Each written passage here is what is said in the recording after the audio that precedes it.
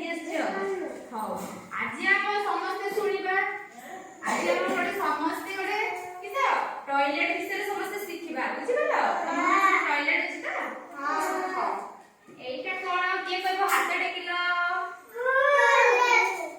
ଏଇଟା କଣ କିଏ କହିବ ହାତ ଟେକିଲ?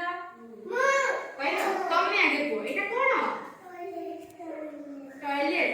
ତମେ କଣ ଏଇଟା? ଟয়ଲେଟ। ଏଟା ଟয়ଲେଟ ମାନେ କଣ? କି ଓଡ଼ିଆରେ କି କହିବ? ହାତ ଟେକିଲ କଣ? ପାଇଖାନା। ବୁଝିପାରିଲ? ତ ତମେ ମାନେ କଣ ଏଇ ସବୁଦିନ ଏଇ ଟୟଲେଟ ଯାଅ? ସବୁଦିନ ଯାଅ? କେତେବେଳେ ଯାଅ? କିଏ କହିବ ହାତ ଟେକିଲ? ହାତ ଟେକ ହାତ ଟେକ। କିଏ? ସକାଳେ ଯାଅ? ବା ସିଏ ଜାଣିଛୁ। ତମେ କେତେବେଳେ ଯାଅ? କେତେବେଳେ ଯାଅ? ହଉ ଠିକ ଅଛି।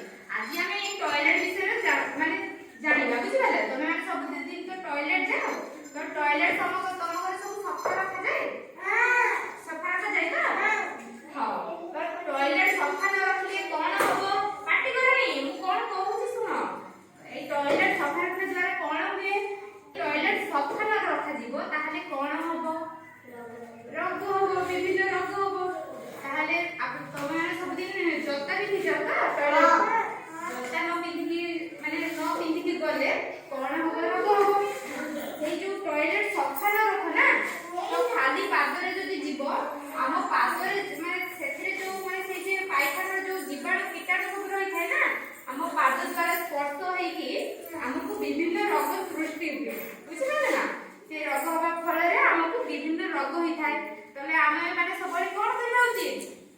ସବୁବେଳେ ଟୟଲେଟକୁ ସଫା ରଖିବା ଦେଲେ ଆମକୁ କୌଣସି ରୋଗ ହବ ନାହିଁ। ବୁଝିପାରିଲ? ତାହେଲେ ତମ ଘରେ ସବୁଦିନ ଯାଇ ମାନେ ତମ ମାକୁ ଯାଇ କହିବ ତ ଟୟଲେଟ ସଫା ରଖିବା? କହିବ ତ?